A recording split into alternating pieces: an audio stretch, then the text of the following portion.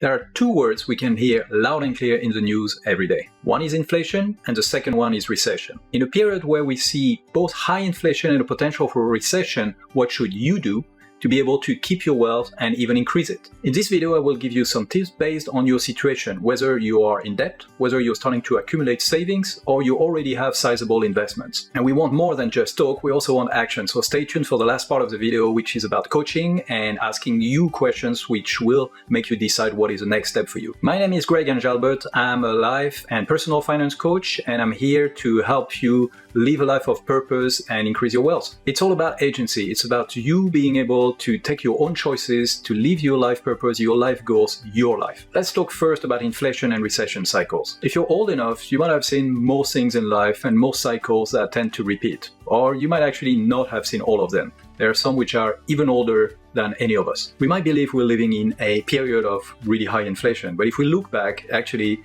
that's not true. There's been higher inflation in the past. The very high inflation of the 70s and early 80s was a degree higher than what we have today, as you can see on this chart. We see a fairly recent trend of continuously decreasing average inflation, and the main factor has been technology. Due to the acceleration of technology entering more and more sectors of the economy, we have seen a deflationary tendency coming with it. Whether it's AI or any other type of tech, it is actually decreasing the price in a lot of industries. But recently, with COVID disruptions and also the war in Ukraine, it has had a large impact on supply chain in the world and actually getting goods where they need to be, or the scarcity of some of the goods like energy. So we see more inflation coming out of that. And also when people see more inflation, what do? Well, they ask for salary increase, which is normal. So when you have a salary increase, then companies basically what they do is they pass on this salary increase into the price of goods, which creates even more inflation. And then on and on and on. Central banks, to fight inflation, use the interest rate, and they increase the interest rate to actually cool down the economy.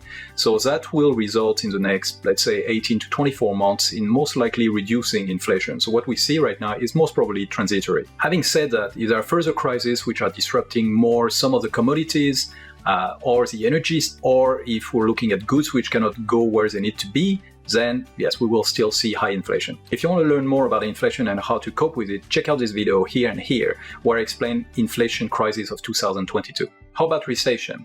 Well, we're not there yet, but we might well be going this way very soon. And what usually happens when we enter a recession? Well, the first thing is a tightening of the monetary policy by central banks to fight whether inflation, as we discussed, or tight labor market. In this case, it's actually both. Companies then and individuals reduce consumption based on credit, so loans or credit card.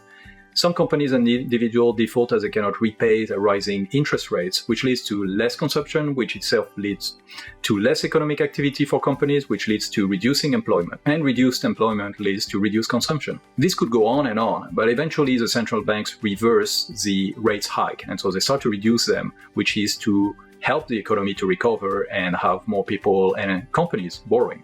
If we look at history, most of the times that we've had high interest rate hikes, what has come after that has been recession. So it's quite likely that we are going to have one this time. Now let's talk about the consequences for you.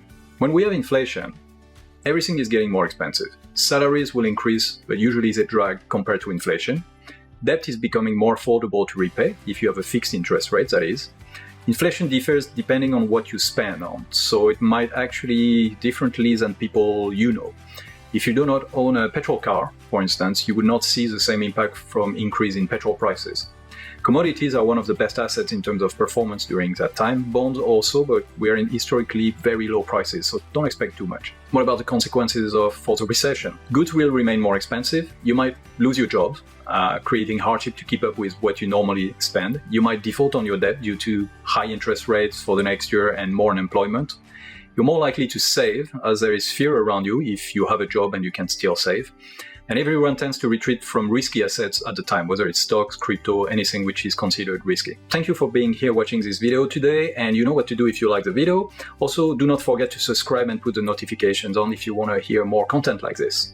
Also, do not forget to check in the description. There are other videos around inflation and recession from other YouTubers that you might find interesting. Now let's talk about tips to survive and thrive in this environment. I'll talk about three situations, whether you're currently in debt, whether you're starting to save, accumulating money progressively, or you're in a situation where you have large investments already. If you're in debt, home loans can be okay if you are on a fixed interest rate, which is not going to increase as the central banks are increasing the rates, because the banks might pass that on to you. So if you're in this situation, your salary might increase because of the inflation. So you will ask for more salary, but your debt will keep at the same level nominally.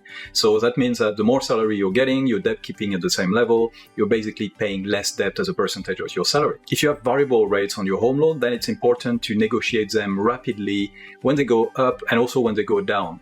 That's not going to last very long, the period of inflation, I think.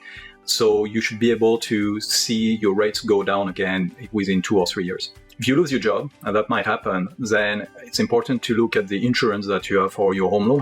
Hopefully it's covering this type of situation. Otherwise, sometimes actually considering default is important because it helps you to stop the hemorrhage. If you have credit card debt, you should get rid of it. Whether there is a recession or not a recession, whether there's inflation or no inflation, you should always get rid of your credit card debt.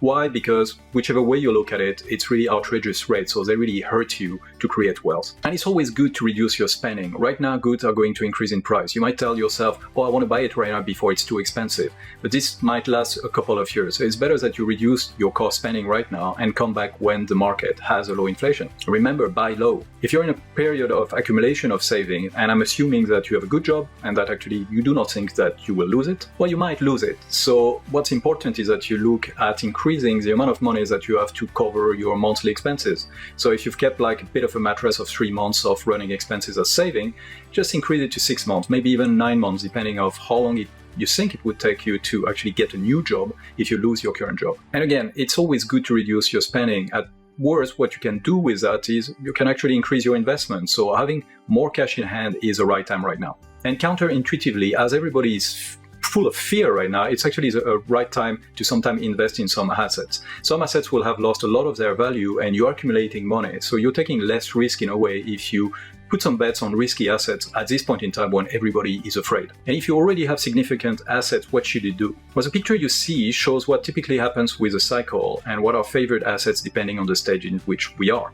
Currently, we're getting rapidly into the stagflation stage. Rising interest rates, inflation still high, stocks suffering, and commodities eventually will suffer too. The ice stage is when finding the elusive bottom on the riskier assets becomes a game. One way to avoid this game is to progressively buy those assets as they go down. As long as you have a long-term horizon, that should work out for you. Commodities are hot right now, but if a recession happens, they will cool down very fast, so just be careful here. It's time to take action, folks. If you're in debt, ask yourself the following questions. What step can I take to reduce my debt burden? Where can I cut costs to create more leeway to pay back high-cost debt? What are the scenarios I should consider for the next 2 years that I need to prepare for? If you're accumulating money, ask yourself those questions. What step can I take to increase short-term cash savings? Where can I cut costs to have more cash to invest? What are the assets that are starting to look cheap compared to long-term average performance? And if you already have significant investments, then ask yourself those questions. What is my portfolio allocation compared to current economic cycle? What do I need to rebalance in my portfolio to prepare for the next stage? How can I free cash to prepare for the next investment cycle? In every case, it's important that you manage your expenses so you keep as much cash as possible to prepare for the next stage of the cycle. So check out the video that I've done on budgeting, which you can find here and here. That will help you to actually manage your cost and understand how you can find some spare cash. Hopefully this discussion today was not too esoteric, too technical, and that will help you to understand how you can keep away from the news every day and actually plan short, mid, and long term for yourself. The focus here is always to think about money as a mean, not an end. So it's important you come back to your personal objective, your life objective for you, your family, to be able to adapt to the situation and plan for long term. So it's time not to listen to your neighbor, listen to yourself. Keep well, and I will see you next week for more finance coaching on coffee.